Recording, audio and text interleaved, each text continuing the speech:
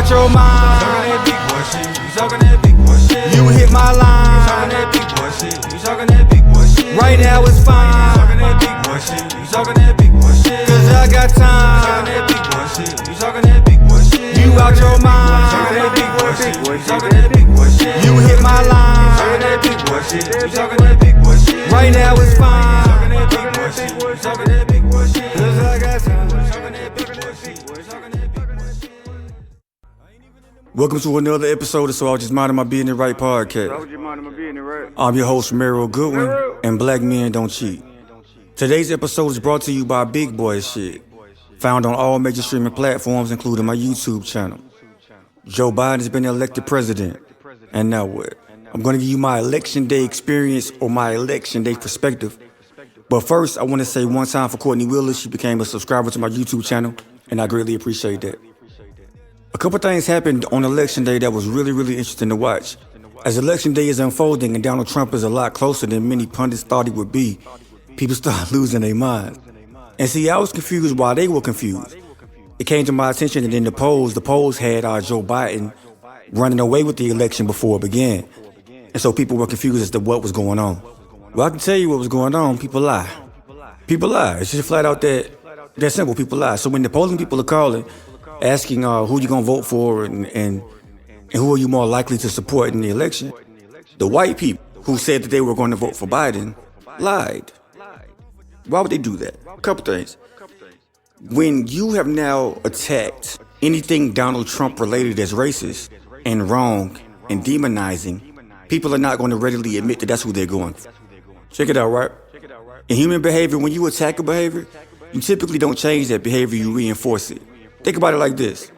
When you're in a fight and you are attacked, you defend yourself. You don't see the attack coming and say, oh yeah, you're right, as you're getting hit and getting swung upon. It doesn't work that way, right? So when you are consistently putting out that this man is this and anybody who supports this man is that, you will not get the desired result by doing that. You don't attack someone into change. You attack someone into defending themselves. You attack someone into hiding. You attack someone into reinforcements. That's what you do. That's what you do. So there's always been this thing that you hear most men say this. You hear most men say, I would rather know that you are a racist. You don't fuck with me, so I can plan accordingly, right?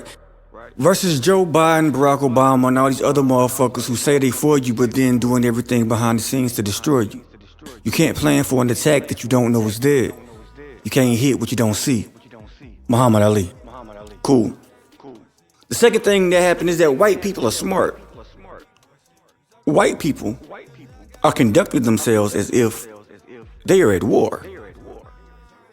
You hear me say this all the time because this is a really, really, really touchy subject for me. Because this is stupidity at its finest. And I'm a part of this group. And I really don't like being stupid. I don't like my representatives being stupid. And individually, I'm not stupid, but we're a sad bunch right now, man. I ain't gonna lie to you. So look, a quote that is attributed to Harriet Tubman states, I would have freed thousands more if only they knew they were slaves. That's a hell of a statement. And I bring that up because I'm watching, I'm hearing, I'm seeing several versions of the statement that says black people saved America from itself once again, or the fact that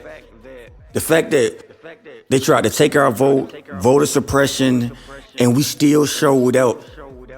And we still showed up in numbers equivalent to white women to vote and get Biden in, shows that we are exceptional. I have a different perspective. It shows that we're stupid. It shows that we're stupid. All right. I voted, as I've already discussed on this platform before. Black people were saying we wanted to get Trump out of office, and everybody was rallying around the vote and all of that. Okay, cool. I did so. I did not vote for Trump. I did not vote for Biden. Down here in Georgia, there was a third party candidate, a libertarian for president. I voted for that. I could not actively see myself vote for a racist, a pedophile, and a rapist. That is Donald Trump. Or Joe Biden, who along with Bill Clinton destroyed generations of black families. I just couldn't see myself doing it. I couldn't vote for neither one of them. Okay, now that this election is over, looking forward to the next elections, even the local elections, I want to challenge the notion that you have to vote for the lesser of two evils. For any parents in the room, you got a bottle of poison, rat poison, a bottle of cyanide to feed your child, but your child's not hungry. Only because these are the two things in front of your child to eat. But your child is not hungry. They don't have to eat that. It's not a requirement for them to eat right now. Yet, you turn around and you feed your child rat poisoning because cyanide was worse, and your child dies. You're going to prison for murder, by the way. For choosing the lesser of two evils. You're going to prison for murder. You don't have to do this. The person that you were with is bad for you. You don't have to be with them. Things on social media are driving you insane. You can turn it off. Don't nobody give a fuck about you in the presidential election. You don't have to vote. Across the board, it seems that the ones that were attacking the men for having a discrepancy in who they were going to vote for or deciding not to vote at all were gay men and women. Not gay men and gay women, but gay men and women. Right? That's interesting to me. It's always been interesting to me when that happened. Because what it seems to be is that it seems you wanted to bully somebody. You wanted to bully people into thinking like you, behaving like you, and acting like you. All right? So now I say, now what? One, I understand that we are at war. I also understand that everybody is not me. Everybody is not like me. They don't think like me. They don't act like me. They don't assess like me. They haven't been through what I've gone through. All right, cool. That level of understanding and recognition is important because I need to know what I know and know what I don't know, right? So my question to myself and for anyone that can help me is, how do I or how do we engage in a war with the majority of the participants that we need don't know that we're at war? They're only going to become either allies of the enemy or casualties of war. Both of those are dangerous. Both of those are dangerous. How is it that I can relay the message or not need them? I would prefer not to need them, right? Because it's a serious business here. We have children out here. We have grandchildren out here. I don't have no grandkids, but you know what I mean. So what is occurring is suicidal, is what I'm saying to you. And even if we live and we make it, it's still suicidal because we are teaching, we are instructing our children to be slaves. And not in the, I really hate the terminology of slavery because this is nowhere near what slavery really was. But I can really, really see a time in the very near future where it goes back to it, right? Because once you demonize a group of people and you can control their minds, you can force them or have them do anything, right? Like participate in their own demise. And we can teach our children to do the same, right? This is a game. We can win the game. Another question I got for y'all. Any of y'all ever play Monopoly? In the game of Monopoly, it's about acquiring property, paying rent, getting rent, and owning as much as you can until the other people have been evicted or they lose, right? Cool. But in the game of Monopoly, you know what happens at the very, very beginning? Before you roll the dice and you do all that to see who goes first. You start off with $1,500. You start the game off with money. You can either lose the money or enhance the money, but you start the game off of Monopoly with money, right? So, you'll try this one time. For anybody who, doesn't think the game and the system is rigged and all you gotta do is pull yourself up by the bootstraps and all this other good stuff, pull out the board game on Monopoly. Give everybody else around $1,500 to start the game off, and don't give them $1,500. Or give them $1. And tell them to pull themselves up by the bootstraps and win the game. Right?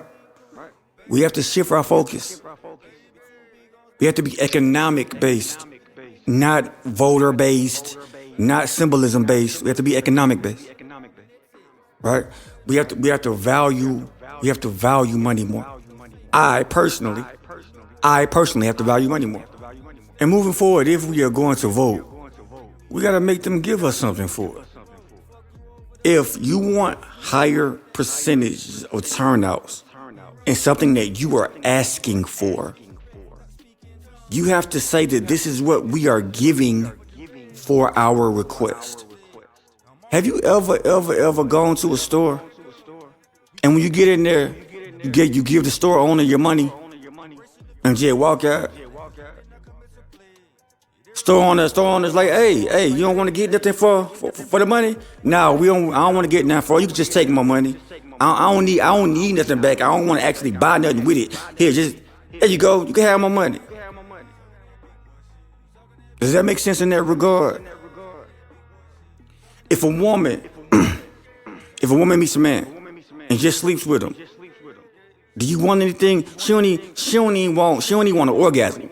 She don't want an orgasm. She don't want another call back. She don't want nothing. Just give it to him because he want it. Even women that sleep with men without a commitment enjoy the fact that they are having sex. They get the pleasure from that. I don't want no pleasure. I don't want no orgasm. I don't want nothing. I'm just giving it to you. You can have it. Do with it as you will. That make sense? Would you do it? These are my questions to people. So instead of being upset at the people who wanted something for their money, who wanted something in return for their vote, who wanted something in return for their actions, direct the energy to the people who are not doing it. That's actually their job. They're salesmen. We're buyers. I wish y'all would pay a bill and get no service for it. Spend all that money on a mortgage or rent and still be homeless. Nobody does that. Nobody does that. But that is the expectation of us. Not just black men, of black people. The expectation of us are, we can use you now. Do what you've always done now. Save the country again now. You know, the country that you built for free, save it again. Now, we're not talking about paying you for nothing. No. Save us from ourselves. And our reward for that is you get to do it again in 4 years and your people still get shot. Come on now. So, as far as this election goes, it's over with. I want to know, and now what? And I don't want to know and now what from Joe Biden. I don't want to know and now what from Kamala Harris. I don't want to know now what from them. I want to know and now what from all the people that voted for them. For all the people that bullied everybody else into trying to vote, demonizing everyone else who didn't. I want to know and now what from them. Because it's them that I'm going to hold accountable for this. Those are the people. Because the boogeyman is gone. I'm going to say it again. The ones that y'all were afraid of, who somehow in 4 years did more against black people. Y'all are crazy. Y'all are crazy. Look, we can't be emotional, man. It's cool to have emotions. It's suicide to be governed by them. All right? You want something? Pay for it. You receive it. It is really that simple. There are no favors in politics. They are not your friend. You don't know them. They're going to lie to your face and then do something different. Once they do something different, now what? So how would you mind him being right? Mirror.